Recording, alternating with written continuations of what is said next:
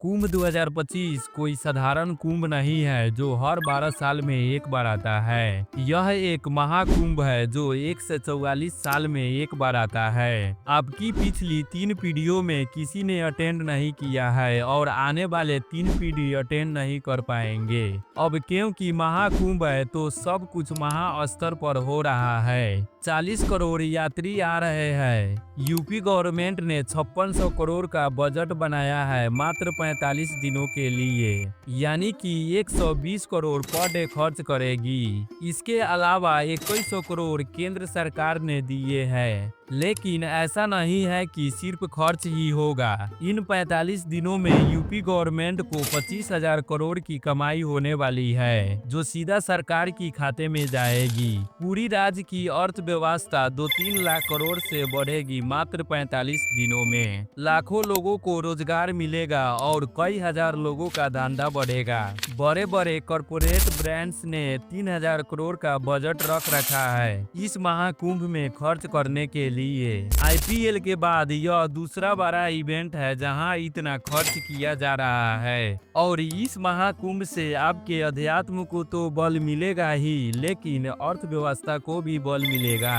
But UP government ये जो 25,000 करोड़ कमा रही है ये किस सोर्सेस से कमाएगी और ये जो कॉरपोरेट 3,000 करोड़ लेके बैठी है ये कहाँ खर्च करेगी। 40 करोड़ लोगों का मैनेजमेंट 45 दिनों में होने वाला है। इसके पीछे मैनेजमेंट की क्या तैयारियां लग रही है, कितने लोगों का रोजगार मिलेगा और कैसे कैसे एंड पूरी अर्थव्यवस्था को कैसे बल मिलेगा, ये सारी बातें मैं बताऊंगा आज के इस वीडियो में। कुंभ कितने बड़े स्तर पर ऑर्गेनाइज किया जा रहा है, इसमें क्या क्या डिटेल्स है जानना चाहते हैं तो इस वीडियो को देखना मजा आ जाएगा। तो कुंभ में डुबकी लगाने से पहले की वार्ता सुन के थोड़ा सा पुण्य कमा लो। सबसे पहले कुंभ को समझिए। कुंभ होते हैं 3 तरह के। एक होता है अर्ध कुंभ जो लगता है 6 साल में एक बार।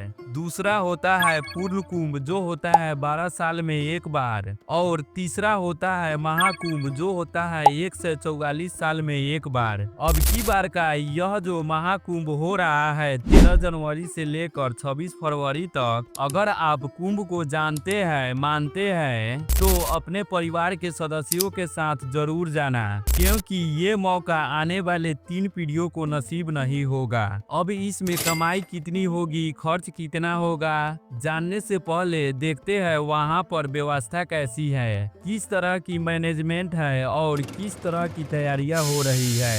इसको समझने के लिए मैं आपको 2 वीडियो क्लिप्स दिखाता हूँ। सबसे पहले आप इस वीडियो क्लिप्स को देखिए। ये स्थिति अभी की स्थिति से 2 महीने पहले थी और अभी कुंभ चालू होने से 7 दिन पहले का दृश्य देखिए। अब ये यहाँ से यहाँ कैसे हुआ और क्या क्या हुआ वो सब बताता हूँ। तो कुंभ चालू होने से पहले मोदी जी ने रिसेंटली 5500 करोड़ की प्रोजेक्ट का उद्घाटन किया है जो कि इंफ्रास्ट्रक्चर और इम्यूनिटीज के लिए वर्क कर रहे हैं। कुंभ 2019 में 25 करोड़ यात्री आए थे, अब की बार 40 करोड़ आने वाली है। कुंभ का जो पूरा एरिया है जिसको महाकुंभ नगर बोला जा रहा है वो पिछली बार 3200 हेक्टेयर का था और अब की बार 4000 हेक्टेयर का है। पिछली बार जो टेंट सिटी बनाई गई थी अब की बार टेंट सिटी उसके डबल बनाई गई है। टोटल 1,60,000 टेंट्स लगाए गए हैं। पिछली बार जो पक्के घाट 4 बनाए गए थे अब की बार पक्के घाट 9 बना दिए गए हैं। पिछली बार 22 पेंटोन ब्रिज बनाए गए थे लेकिन अब की बार 30 पेंटोन ब्रिज बनाए गए हैं। पिछली बार 300 किलोमीटर की टेम्पोररी रोड बनाई गई थी लेकिन अब की बार 400 किलोमीटर की टेम्पोररी रोड बनाई गई है। पिछली बार 40,000 स्ट्रीट लाइट्स लगाई गई थी लेकिन अब की बार 67,000 स्ट्रीट लाइट्स लगाई गई है। बिजली की कोई दिक्कत ना हो उसके लिए उत्तर प्रदेश पावर कॉर्पोरेशन ने 2 पावर सब स्टेशन और 66 नए ट्रांसफार्मर लगाए हैं, जिससे बिजली की कमी नहीं होगी। यूपी जल निगम ने 1250 किलोमीटर पाइपलाइन बिछाई है, जिसमें 85 water booth and 200 water ATM है और टोटल 1.5 लाख टॉयलेट्स बनाए गए हैं एंड 40,000 सफाई कर्मी वहां पर 24 घंटे तैनात रहेंगे। पिछली बार अगर आप कुंभ गए थे तो आपने देखा होगा wall painting and mural 17 lakh square feet में बनाई गई थी, लेकिन अब की बार 18 लाख स्क्वायर फीट एरिया में वॉल पेंटिंग एंड म्यूरल बनाए गए हैं। यात्रियों की सुविधा के लिए आने जाने के लिए 7,000 रोडवेज की बस लगाई गई है एंड 550 शटल बस लगाई गई है और सर्विस के लिए 7 नए बस स्टेशन बनाए गए हैं इन बसों को आने जाने के लिए। रेल मिनिस्टर अश्विनी वैष्णव जी ने कहा है कि टोटल 13,000 ट्रेनें कुंभ के लिए चलाए जाएंगे और 3,000 स्पेशल ट्रेन है जो कि सिर्फ कुंभ के लिए चलाई जा रही है। 2 से 3 करोड़ यात्री कुंभ में ट्रेन के थ्रू आएंगे। 8,000 जो नाविक है उनको एंगर मैनेजमेंट की ट्रेनिंग और डिजास्टर मैनेजमेंट की ट्रेनिंग अलग से दी गई है कि भाई साहब गुस्सा मत करना, यात्रियों से ढंग से बात करना। विश्व का सबसे बड़ा अस्थायी हॉस्पिटल बनाया जा रहा है, जिसमें 45 दिनों में 5 लाख मोतियाबिंद की ऑपरेशन किया जाएगा। तो अब आते हैं सीधा इकोनॉमी एंड रेवेन्यू पे।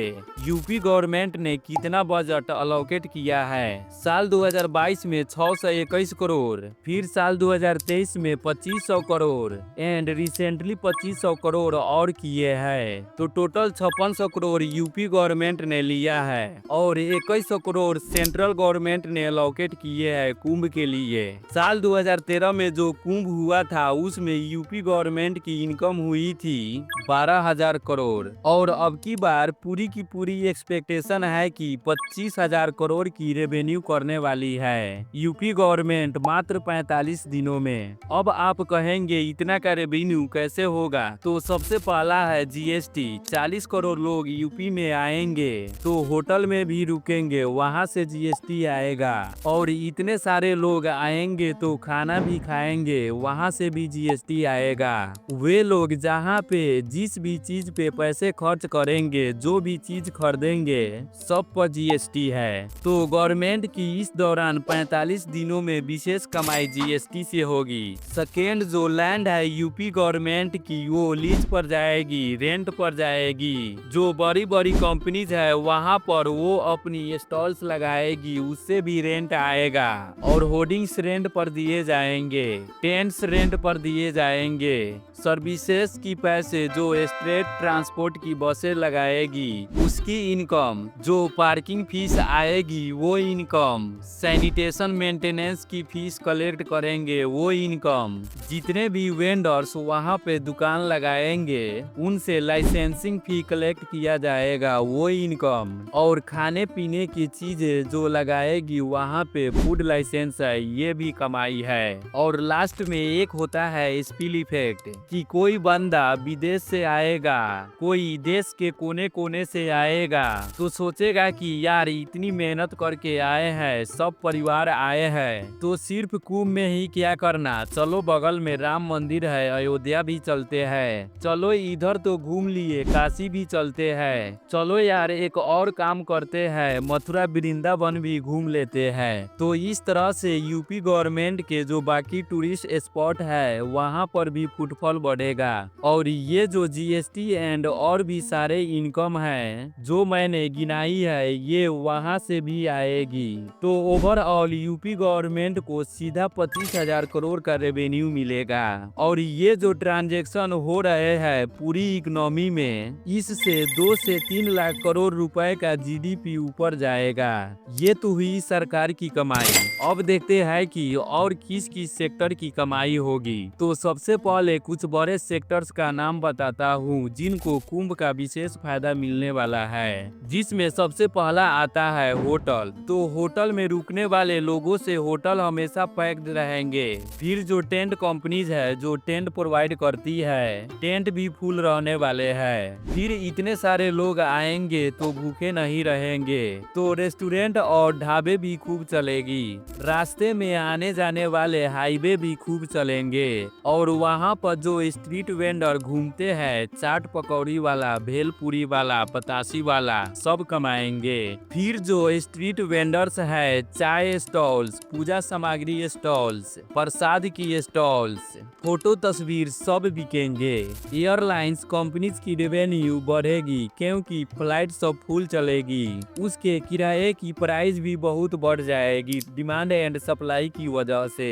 इंडियन रेलवेज को बहुत ज्यादा बेनिफिट होने वाला है। बसेस कंपनी को भी बेनिफिट होने वाला है। सरकारी बस है तो सरकार कमाएगी, प्राइवेट बस है तो वो भी कमाएगी। जो छोटे मोटे गाड़ियां रेंट पर चलाते हैं वो भी बहुत कमाने वाले हैं। अब बात करते हैं कॉर्पोरेट स्पेंडिंग की। तो अब की बार कॉर्पोरेट कंपनीज के लिए आईपीएल से पहले महाकुंभ एक तरह का मेगा इवेंट है और ये जो टोटल 3000 करोड़ का बजट पूरा इंडिया कॉर्पोरेट लेकर बैठा हुआ है। तो आप जहां भी जाएंगे आपको जगह जगह पर होर्डिंग्स मिलने वाला है। कंपनियां अपने अपने स्टॉल्स लगा रही है, वहां पे कोई वर्चुअल स्टॉल्स लगा रहा है। कंपनियां ने अपने अपने स्पिरिचुअल पैक्स लॉन्च कर दिए हैं और वहां पे अपने डिस्ट्रीब्यूटर बैठा दिए हैं। तो कुल मिला के इन सारी मेगा चीजों से 6 लाख से भी ज्यादा परिवारों को हेल्प मिलने वाला है। जो छोटे मोटे वेंडर्स है,